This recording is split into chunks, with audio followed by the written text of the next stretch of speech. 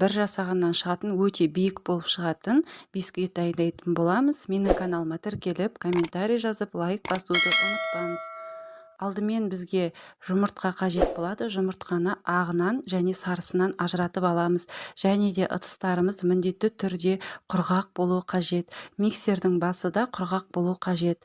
Және қантымыздың жартысын жұмыртқаның сарыуызына салып, қалған жарты бөлігін ақ уызына аздап салып отырып, миксердің жай жылдамдығынан бастап миксерлейтін боламыз. Қантты осылай аз-аздан салып отыру қажет. Бірден салып жіберуге болмайды. Және міндетті түрде ыдыстарыңыз құрғақ болуы қажет. Алдын ала салфеткамен барлығын сүртіп алу керек. Егер де су болса, бисквит көтерілмей қалады. Мінекей осылай аз-аздан салып отырамыз қантты, және миксердің жылдамдығын аздап көтеріп отырамыз. Мінекей қанттың бәрін салып болдық. Енді 5-10 минут көлемінде миксерлейміз.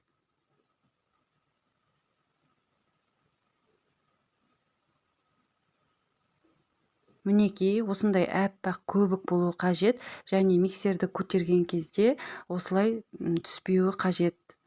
Енді жұмыртқаның сарыуызын миксерлейміз. Оны да осындай әппақ көбік болғанға дейін, қант ерігенге дейін миксерлейміз. Енді жаңағы ақ уызымызды жұмыртқаның сарыуызына 2 бөліп қосамыз. Алдымен жарты бөлігін қосып алып, осылай лопатканың көмегімен төменнен жоғары қарай ақырындап араластырамыз.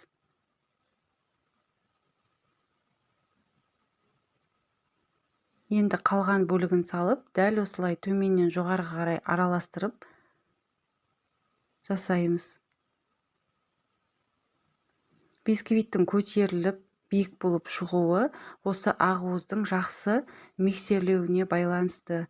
Ақуызыңыз дәл осындай әппақ көбік болу қажет. Енді алдын ала електен өткізілген ұнымызды өлшеп дайындап аламыз. Оның үстіне 2 шай қасық разрыхительді салып жақсылап араластырамыз. Және де ұнымызды жаңағы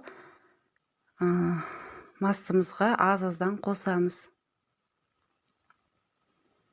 Және мына видеода көрсетілгендей төменнен жоғарғыға қарай лопатканың көмегімен жайлап отырып араластырамыз. Ұнды бірден салып жіберуге болмайды. Ол кезде бисквит көтерілмей қалуы мүмкін. Мінекей жайлап жоғарыдан төмен қарай араластырамыз. Мінекей дайын болды. Осындай қою болады.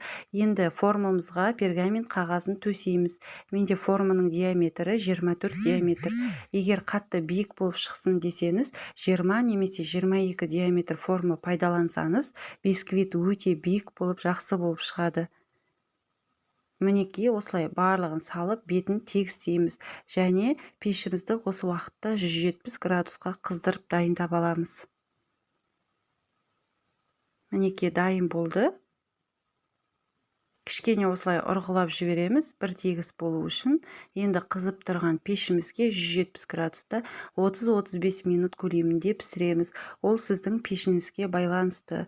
Мінекей бисквит дайын болды. Мен алдын ала формадан шығарып, суытып дайындап қойдым. Мінекей осындай биік болып шығады, әрі жұмсақ, ортасы да пісіп шығады.